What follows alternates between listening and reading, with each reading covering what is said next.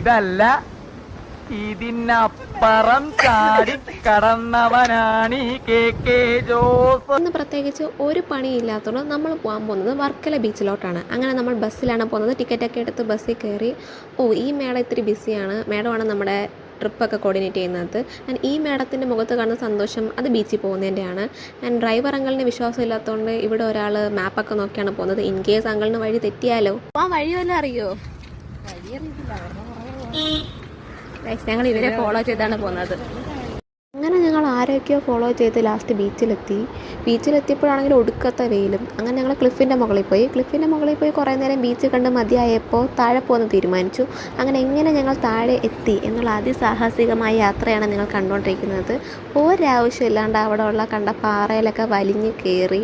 ആർക്കൊന്നും പറ്റിയില്ല, എന്തോ ദൈവഭാഗ്യം. അങ്ങനെ ഞങ്ങൾ താഴെ വന്നപ്പോൾ ദാണ്ടടാ ഈ വെള്ളത്തിൽ ചവിട്ടാണ്ടിരിക്കാനാണ് ഞങ്ങളിങ്ങനെ സാഹസികമായി വന്നപ്പോൾ ഒരുത്തെന്താ അതിൻ്റെ നടുക്ക് കയറി നിൽക്കുക. കലാപരിപാടികൾ തുടങ്ങാൻ ആരംഭിക്കാൻ.